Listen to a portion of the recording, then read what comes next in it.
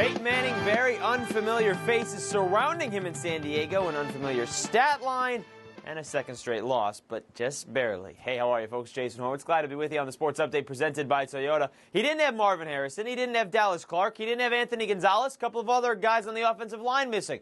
That was all to start the game. When it was said and done, just 15 able bodies left on offense. Yet Peyton Manning, despite 5 interceptions in the first 3 quarters, still had Indy in position to take the lead with less than 2 minutes to go in San Diego until Hall of Fame kicker to be Adam Vinatieri missed his second field goal of the game, this one from just 29 yards out, and the Chargers hang on 23-21 after getting out to a 23-0 lead in the first half. Offensively, though, not much for the Chargers because 14 of their points came on 2 Darren Sproles returns for touchdowns.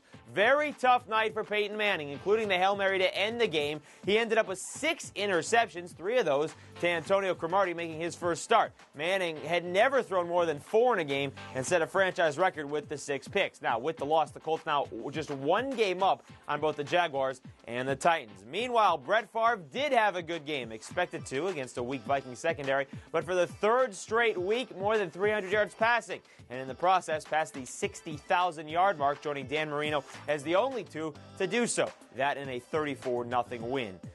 In the loss, the Vikings suffered a huge scare. Adrian Peterson, helmet to the knee, was down for a couple of minutes and did not return. An MRI scheduled on Monday. Stay with CBSSports.com to see if he'll miss any time. As for the Cowboys, they kept pace with the Packers for the best record in the NFC, or vice versa. 31-20 win over the Giants to sweep the season series. Tony Romo again lit up the Giants secondary.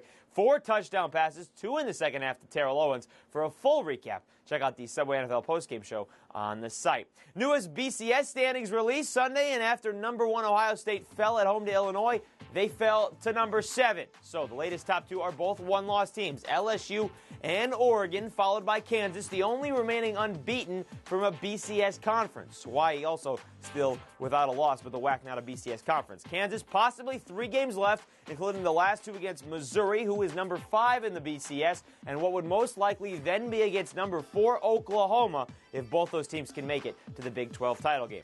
Monday, the last day for free agents to either file or sign with their own teams. At midnight, players can begin negotiating and join other rosters. Also today, baseball will announce both the American League and National League Rookies of the Year. Dustin Pedroia expected to take it in the AL, while in the NL, a little more cloudy, Colorado's Troy Tulowitzki and Milwaukee's Ryan Braun, the favorites there. All right, time for the Wits Hits. Jimmy Johnson won his 4th consecutive race, all but locking up the chase for the Nextel Cup. New Jersey Nets Vince Carter expected to have an MRI on his right ankle early today, questionable for tonight's game against the Hornets, and possibly longer if there's any structural damage. And the Blackhawks Sunday skated past the NHL's second-best team, that being the Red Wings, for the 3rd time this season. Chicago stopped Detroit from winning a franchise record 10th straight game. So those are just some of the stories from Sunday and today. For more, be sure to stay with CBSSports.com. That'll do it for the Sports Update presented by Toyota for Monday, November 12th.